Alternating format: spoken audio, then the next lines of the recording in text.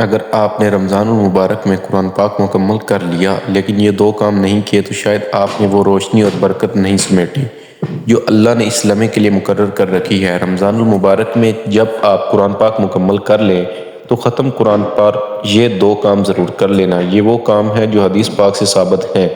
نبی کریم صلی اللہ علیہ وسلم کس طریقے سے ختم قرآن کرتے تھے اور آپ کے اصحاب اپنے ختم قرآن پر یہ دو کام ضرور کرتے تھے۔ بہت سارے لوگ ایسے ہیں جو نہیں جانتے ختم قرآن کا صحیح طریقہ کیا ہے۔ قرآن پاک مکمل ہونے پر ہمیں کیا کرنا چاہیے؟ بسم اللہ الرحمن الرحیم۔ محترم ناظرین، کیا آپ جانتے ہیں کہ ختم قرآن کے وقت کرنے والے دو ضروری کام کون کون سے ہیں؟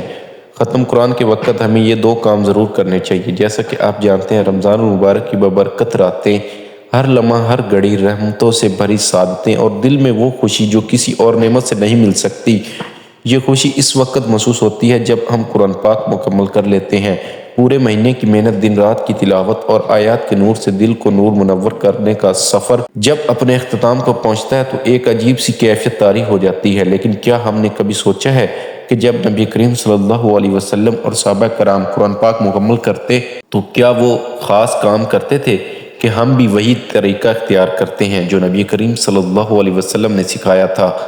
بہت سے لوگ یہ دو کام بھول جاتے ہیں، حالانکہ یہ وہ اعمال ہیں جو قرآن پاک کے ختم ہونے پر سب سے زیادہ اہمیت رکھتے ہیں۔ اگر آپ نے رمضان میں قرآن مکمل کر لیا ہے اور یہ دو کام نہ کیے تو شاید آپ نے وہ برکتیں حاصل ہی نہیں کی جو اس موقع پر آپ کے مقدر میں لکھی جا سکتی تھی۔ یہ کوئی عام موقع نہیں۔ جب بھی قرآن مکمل ہوتا ہے زمین و آسمان پر خوشی منائی جاتی ہے، رحمتوں کے دروازے کھول دیے جاتے ہیں اور فرشتے ایسے شخص کے لیے دعا کرتے ہیں جس نے اللہ کے کلام کو مکمل کیا۔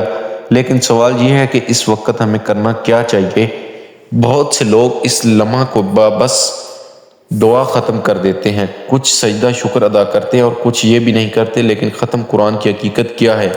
محترم ناظرین، حدیث پاک میں ہے ہمیں دو ایسے کام ملتے ہیں جو نبی کریم صلی اللہ علیہ وسلم اور صحابہ کرام اپنے ختم قرآن پر لازمی کیا کرتے تھے۔ یہ دو کام وہ ہیں جن کو اگر آپ نے کر لیا تو اللہ کی خاص رحمت آپ پر نازل ہوگی، آپ کے گناہ معاف ہو سکتے ہیں اور جو کچھ آپ مانگیں گے وہ آپ کو دیا جا سکتا ہے۔ یہ دو کام ایسے ہیں جو قرآن کے نور کو آپ کی زندگی میں جاری و ساری کر دیتے ہیں، جو آپ کے دل کو سکون اور روح کو طاقت دیتے ہیں۔ مگر افسوس بہت سے لوگ ان کاموں کو نہیں جانتے اور جو جانتے ہیں وہ بھی ان پر عمل نہیں کرتے۔ تو ناظرین، کیا آپ جاننا چاہتے ہیں کہ وہ دو اعمال کون سے ہیں؟ تو پھر تیار رہیں، کیونکہ یہ وہ راز ہے جو قرآن کے ختم ہونے کے بعد آپ کی زندگی بدل سکتا ہے۔ محترم ناظرین، جب ہم قرآن پاک مکمل کرتے ہیں تو یہ ایک ایسا لمحہ ہوتا ہے جس میں رحمت کے دروازے کھول دیے جاتے ہیں، فرشتے نازل ہوتے ہیں اور اللہ تعالیٰ اپنے بندے کی طرف خاص توجہ فرماتے ہیں۔ لیکن سوال یہ ہے کہ نبی کریم صلی اللہ علیہ وسلم اور صحابہ کرام قرآن مکمل کرنے کے بعد کیا خاص عمل کرتے تھے؟ وہ دو کام جو حدیث مبارک سے ثابت ہیں، جنہیں اگر ہم چھوڑ دیں تو شاید وہ برکات حاصل نہ کر سکیں جو اللہ نے اس لمحے کے لیے تیار رکھی تھی۔ پہلا کام وہ ہے جسے کرتے ہی اللہ کی رحمت متوجہ ہو جاتی ہے اور دوسرا کام وہ ہے جو صحابہ کرام کبھی چھوڑا نہیں کرتے تھے۔ ختم قرآن کے وقت کرنے والا پہلا کام اللہ تعالیٰ سے دعا مانگنا ہے۔ نبی کریم صلی اللہ علیہ وسلم اور صحابہ کرام جب بھی قرآن مکمل کرتے تھے تو سب سے پہلے اللہ کے حضور عاجزی سے دعا مانگتے۔ حضرت انس بن مالک رضی اللہ تعالیٰ عنہ سے روایت ہے کہ جب بھی قرآن پاک مکمل کرتے تو اپنے اہل و عیال اور قریبی لوگوں کو جمع کر کے دعا مانگتے تھے اور فرماتے کہ یہ دعا قبولیت کا وقت ہے۔ ختم قرآن پر دعا کی قبولیت کا اتنا بڑا دروازہ کھل جاتا ہے کہ اس وقت جو کچھ مانگا بھی جائے وہ رد نہیں ہوتا۔ یہی وجہ ہے کہ جو لوگ اس وقت دعا مانگتے ہیں ان کی مشکلات دور کر دی جاتی ہے، ان کے دل کے بوجھ ہلکے ہو جاتے ہیں اور اللہ تعالیٰ انہیں خاص رحمتوں سے نواز دیتا ہے۔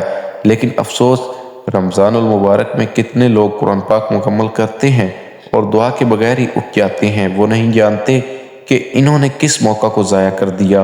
ختم قرآن کے وقت کرنے والا دوسرا کام یہ ہے کہ فوراً نیا قرآن شروع کرنا۔ یہ وہ کام ہے جو نبی کریم صلی اللہ علیہ وسلم اور صحابہ کرام کبھی نہیں چھوڑا کرتے تھے۔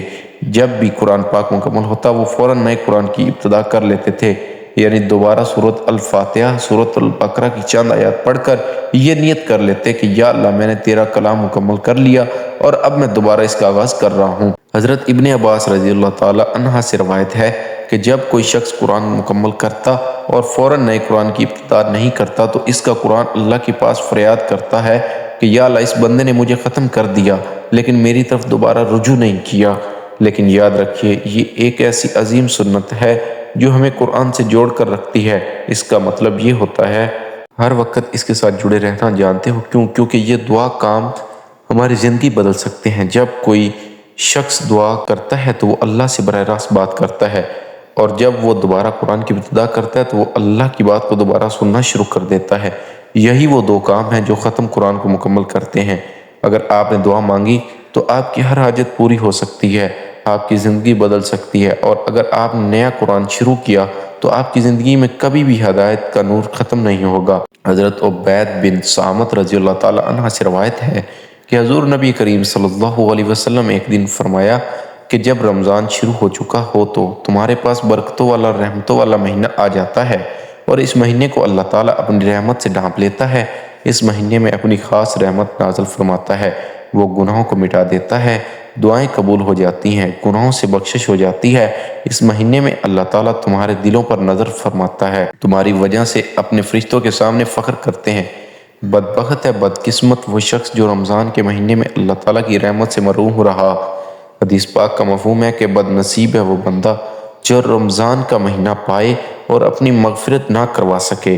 اللہ رب العزت وہ عظیم ذات ہے جس کی رحمت اور مغفرت کے دروازے ہر وقت ہر ایک کے لیے کھلے رہتے ہیں۔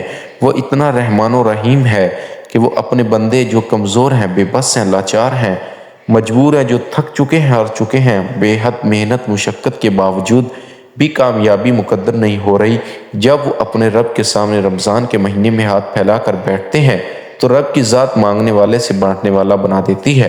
رب کی ذات بانٹنے والا تقدیر کے بند تالوں کو کھول دیتی ہے۔ رات کو تہجد پڑھتے ہیں، اللہ کے پسندیدہ کام کرتے ہیں۔ رمضان کے مہینے میں رب پورے سال کے دن پھیر دیتا ہے۔ اللہ پاک اپنے بندے سے بہت زیادہ خوش ہو جاتا ہے۔ اس لیے ہمیں چاہیے کہ ہم اس ماہ مبارک سے فائدہ اٹھائیں اور زیادہ سے زیادہ اللہ کی عبادت کریں، قرآن پاک کی تلاوت کریں، روزے رکھیں اور اس ماہ مبارک کا احترام کریں۔ دعا ہے کہ رب کریم میرا سنانا اور آپ کا سننا اپنی پاک بارگاہ الہی میں قبول و منظور فرمائے۔ جزاک اللہ خیرہ۔